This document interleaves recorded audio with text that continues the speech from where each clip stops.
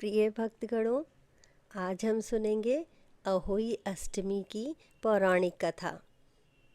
प्राचीन समय की बात है। एक साहूकार था जिसके 7 बेटे और 7 बहुएं थीं।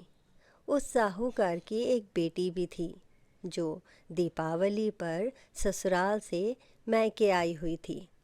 दीपावली पर घर को लीपने के लिए सातों बहुएं मिट्टी लेने जंगल में गई तो साहूकार की बेटी भी उनके साथ चली गई। साहूकार की बेटी जहाँ मिट्टी खोद रही थी उस स्थान पर स्याऊ अपने बच्चों के साथ रहती थी।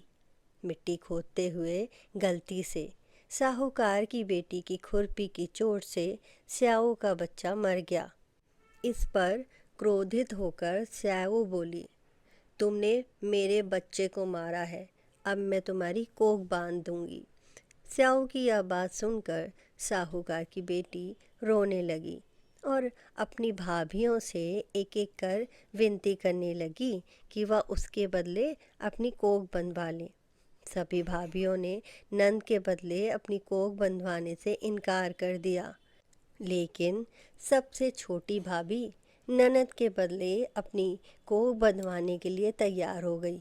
इसके बाद छोटी भाभी के जो भी बच्चा होता वो 7 दिन बाद मर जाता।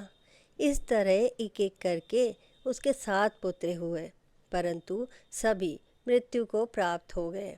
इस समस्या का हल जानने के लिए पंडित को बुलवाया गया और इसका कारण पूछा गया। तब पंडित ने छोटी बहू को सुरई गाय की सेवा करने की सलाह दी। पंडित की सलाह मानकर छोटी बहू अगले ही दिन से सुबह सुबह जल्दी उठकर सुरई गाय की सेवा करने चली जाती। गाय का गोबर आदि साफ कर देती, उसे चारा डाल देती और साफ पानी भर दिया करती थी। यह सब देखकर सुरई ने एक दिन सोचा, ये इतना सुबह सुबह मेरे सभी कार्य कौन कर जाता है, जल्दी उठकर देखना पड़ेगा। अगले दिन जब उसने देखा कि साहूकार की छोटी बहू आई और उसका गोबर उठाकर चारा डालकर साफ पानी भरने लगी तो सुरई गाय ने उसे रोक लिया और पूछने लगी, तुम किस लिए मेरी सेवा करती हो? तो साहूकार की छोटी बहू बोली, माता, आपकी सहेली स्याऊ माता ने मेरी कोख बांध रखी है, जिस कारण मेरे बच्चे जीते नहीं हैं। यदि आप मेरी कोख खुलवा दें तो मैं आपका बहुत उपकार मानूंगी। सुरई गाय ने उसकी बात मान ली और उसके साथ 7 समुंदर पार स्याऊ माता के पास जाने को तैयार हो गई। काफ़ी दूर चलने के बाद वह दोनों थक कर एक बड़े से पेड़ के नीचे बैठ गए। उस पेड़ पर गरुड़ पक्षी का घोंसला था जिसमें उसके छोटे छोटे बच्चे थे। थोड़ी देर में साहूकार की छोटी बहू ने देखा कि एक सांप उन बच्चों को खाने के लिए आ रहा है, तो उसने उस सांप को मार डाला। थोड़ी देर में जब गरुड़ पक्षी आई तो खून देकर सोचने लगी कि इसने मेरे बच्चे को मार दिया है, और वह अपनी चोंच से साहूकार की छोटी बहू को मारने लगी। तब वह बोली कि मैंने तो सांप से तेरे बच्चों की रक्षा करी और तू मुझे ही मार रही है। यह सुनकर गरुड़ पक्षी खुश हो गई और बोली, तूने मेरे बच्चों की रक्षा की है तो तू जो चाहे मुझसे मांग ले। यह सुनकर साहूकार की छोटी बहू बोली, तू हमें 7 समुंदर पार स्याऊ माता तक पहुंचा दे। गरुड़ पक्षी ने उन दोनों को अपनी पीठ पर बिठाकर स्याऊ माता तक पहुंचा दिया। स्याऊ माता सुरई गाय को देखकर प्रसन्न हो गई और बोली, आओ बहन, बड़े दिनों में आई हो। अब आई हो तो मेरे बालों में जुएं पड़ गई हैं, यह देख लो। सुरई गाय के कहने पर साहूकार की छोटी बहू स्याऊ माता के सर से जुएं निकालने लगी। छोटी बहू ने स्याऊ माता की सारी जुएं निकाल दी, जिससे खुश होकर उन्होंने उसे आशीर्वाद दिया कि तेरे 7 बेटे और 7 बहुएं हों। यह सुनकर साहूकार की छोटी बहू बोली, लेकिन माता, मेरे तो एक भी पुत्र नहीं है। स्याऊ माता पूछने लगी, ऐसा क्यों? तो साहूकार की छोटी बहू बोली, पहले आप मुझे 7 बेटे और 7 बहुओं का आशीर्वाद दें, उसके बाद मैं आपको बताऊंगी। स्याऊ माता ने उसे वचन दे दिया।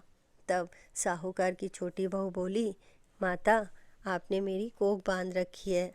यदि आप इसे खोल दें तो मेरे 7 पुत्र और 7 बहुएं हो जाएं।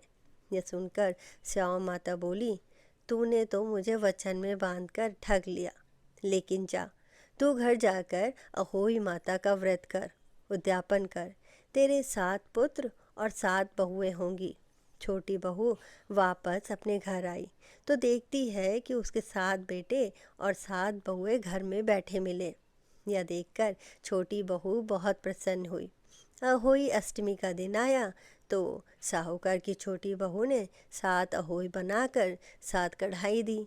उधर उसकी जेठानियाँ सब कहने लगी कि जल्दी जल्दी पूजा कर लो, नहीं तो छोटी बहू का रोना धोना शुरू हो जाएगा।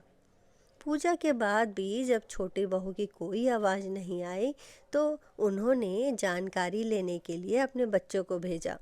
बच्चों ने वापस जाकर अपनी माँ को बताया कि वहाँ तो अहोई अष्टमी का उद्यापन का कार्यक्रम चल रहा है।